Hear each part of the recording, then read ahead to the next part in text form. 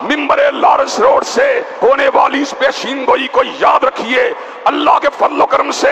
ایک وقت آنے والا ہے، مسلم لیگ کا سورج ڈوب جائے گا، تحریک انصاف کا سورج ڈوب جائے گا، اور پرچم اگر بلند ہوگا تو کتاب و سنت کا بلند ہوگا، اللہ تبارک و تعالیٰ کی حاکمیت کا بلند ہوگا، اور کملی والے کے فرمان کا بلند ہوگا۔ حضرات گرامی قدر، اگر افغان 20 سال چکیوں میں پس جانے کے بعد اور جیل خانوں کے اندر قید اور گرفتار ہو جانے کے باوجود بھی حضرات گرامی قدر اللہ اکبر اور لا الہ الا اللہ کے نعروں کے ساتھ کندھار میں داخل ہو سکتے ہیں، تو انشاءاللہ مسلم لیگ اور تحریک انصاف کے برعکس ٹھمکے لگائے بغیر اور مجرے کروائے بغیر اور ڈھول ڈمکے بجائے بغیر اور لڑکے لڑکیوں کو نچائے بغیر اور ملک کے اندر جناب اختلاط کی مجالس کو وفا کیے بغیر انشاءاللہ وقت آئے گا اسلام آباد میں حقیقی معنوں میں اللہ اکبر اور لا الہ الا اللہ کی صدا ضرور آئے گی۔